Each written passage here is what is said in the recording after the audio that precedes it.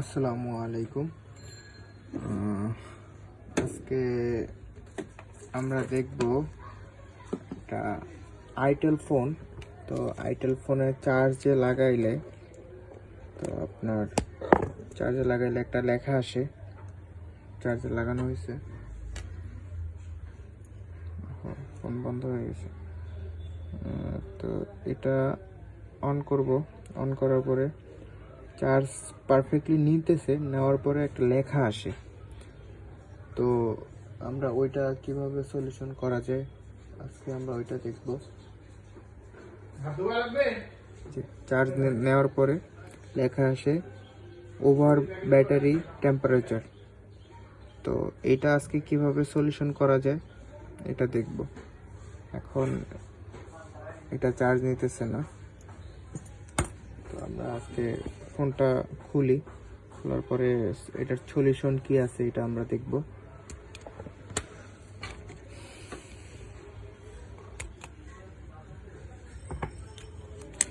এটাতে battery change করে দেখছি, কাজ হয় না। তারপরে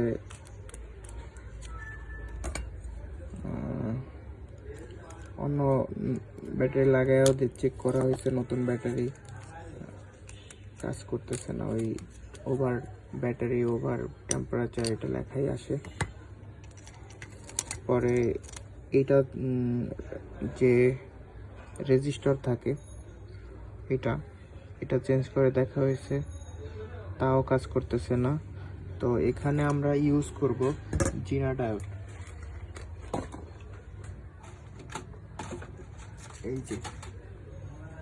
এই যে এই ডায়োডগুলো এটা কিনতে পাওয়া যায় অ্যাভেলেবেল। তো আমরা এটা ইউজ করব। এটা কোথায় লাগাতে হবে এটা আমরা দেখাইতেছি।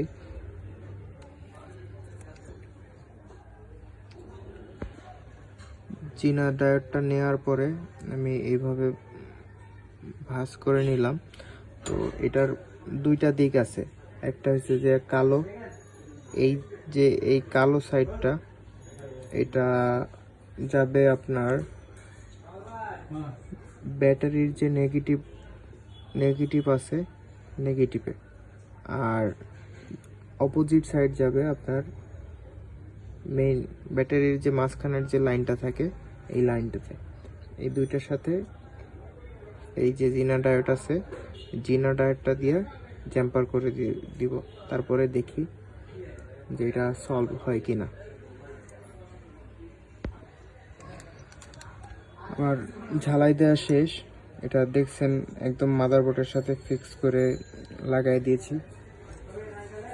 এটা চাইলে আপনার তার দিয়েও উপর থেকে আলাদাভাবে জাম্পার করে দিতে পারতাম, বাট এটা ফিক্স করে দিছি কারণ এটা এইভাবে দিলে অনেক হার্ড হবে, শক্ত হবে, যাতে নড়াচড়া না করে, ছুটে না যায়। তো এবার চেক করে দেখি যে এটার প্রবলেমটা সলভ হয়েছে কিনা।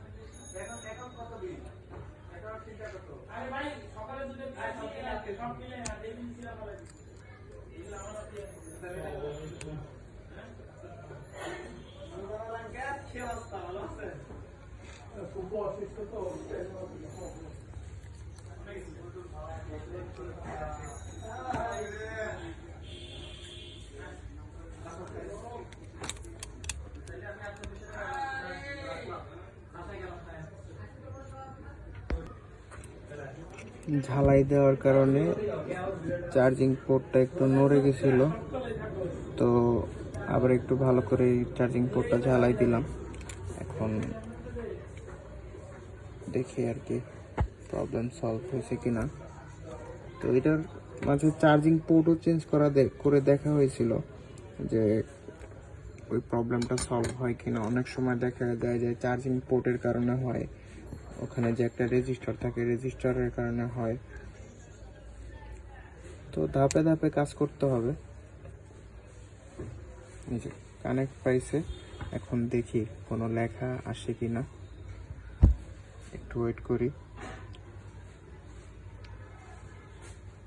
আশা করি কাজ হয়ে গেছে, প্রবলেম নাই কোনো।